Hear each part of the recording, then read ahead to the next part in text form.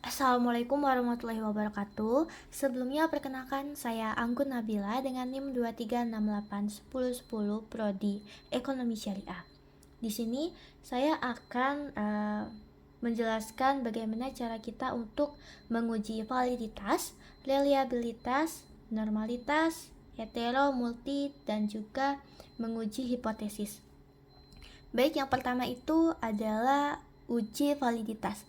Untuk menguji validitas, di sini kita membuka analyze di sini. Lalu setelah itu kita pilih yang namanya correlate, dan setelah itu pilih bivariate. Ya. Dah, jika tampilannya sudah seperti ini kita pindahkan, kita bisa pencet Ctrl A untuk lebih cepat. Lalu kita masukkan ke dalam variabel ini. Nah, setelah dipindahkan, kita langsung saja pencet OK. Di sini hasilnya akan keluar, hasil dari uji validitasnya. Ini seperti ini. Contohnya di X1 kita bisa lihat di totalnya. Ini kalau semisalkan di signifikannya itu kalau kurang dari 0,05 itu berarti hasilnya itu valid. Nah, ketika tampilannya seperti ini berarti kan lebih dari 0,05, berarti ini hasilnya tidak valid.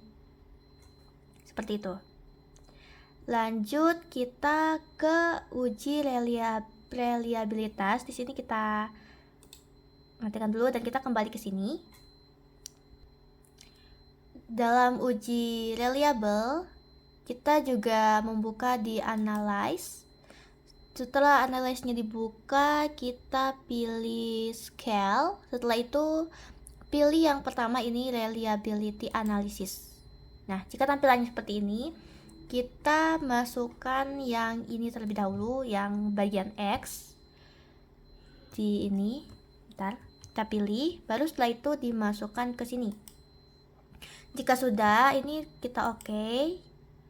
Nah, hasilnya ini akan keluar di sini.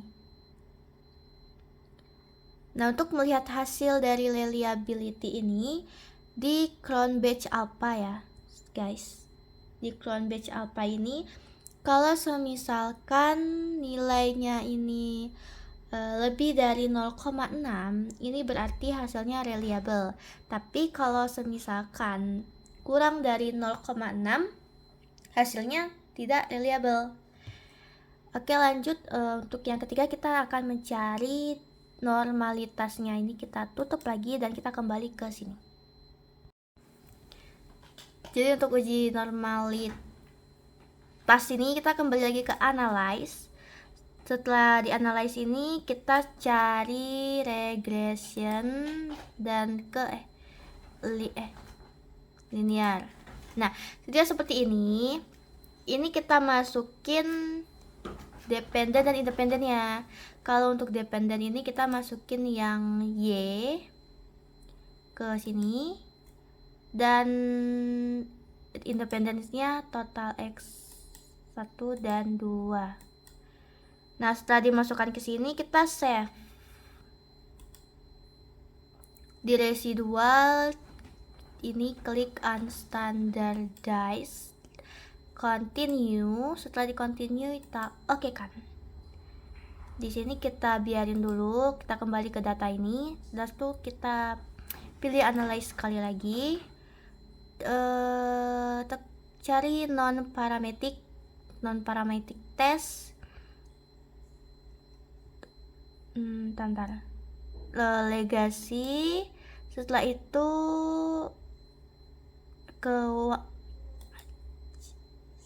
nah, ini pilih yang one sample ini. Nah, ini kita pindahin unstandard residualnya gini ke sini. Setelah itu kita oke kan. Nah, ini hasil dari normalitasnya.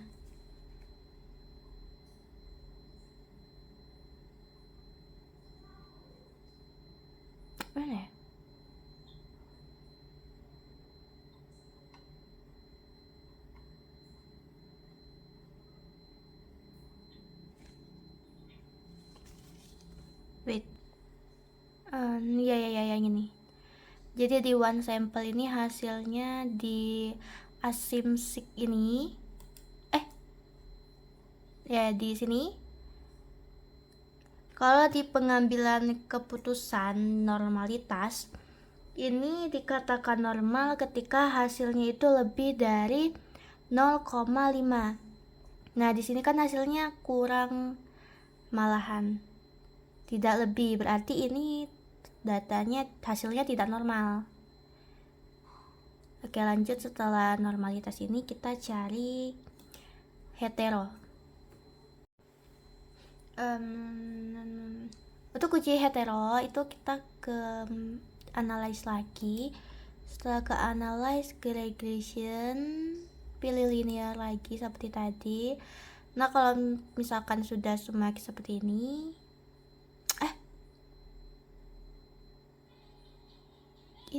ini salah, ntar ini masukin yang bener deng,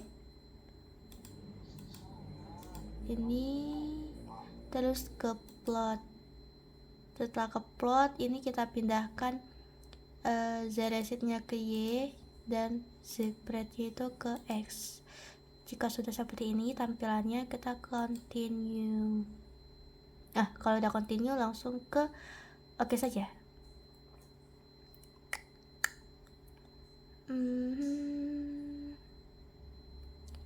Nah, untuk hasilnya seperti ini ya semuanya. Oke, ini kalau semisalkan dia menyebar di atas 0, berarti itu tidak terjadi hetero. Oke, kita kembali lagi ke halaman data untuk mencari multinya. Untuk mencari hasil dari multi itu ke analyze lagi, regression, linear. Ini salah ya, tadi sudah diperbaiki, kita masukin yang ini. Oke, kalau sudah seperti ini kita pilih statistik. Nah, di sini kita centang yang collinearity. Kalau sudah ya, kita tinggal continue dan oke kan. Untuk hasilnya kita lihat di sini. Nah, di hasil itu kita lihat di tolerance dan 5. Nah, di tolerance ini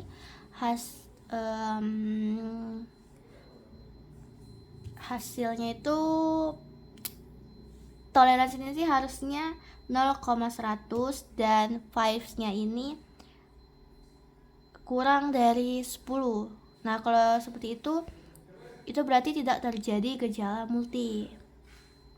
Kalau semisalkan lebih dari 0,100 dan kurang dari 10, toleransinya ini lebih dari 0,100 dan 5-nya ini kurang dari 10, itu berarti tidak terjadi yang namanya gejala multi.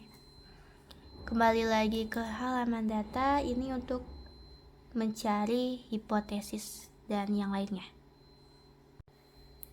Untuk data yang terakhir ini seperti biasa kita buka analyze, lalu buka regression lagi, linear. Di sini kita langsung okekan saja untuk melihat hasil dari hipotesis dan lain-lainnya. Seperti ini. Ini R square. Ya, seperti itu untuk hasil dari hipotesis.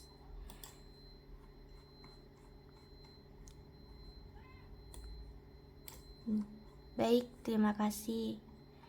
Assalamualaikum warahmatullahi wabarakatuh.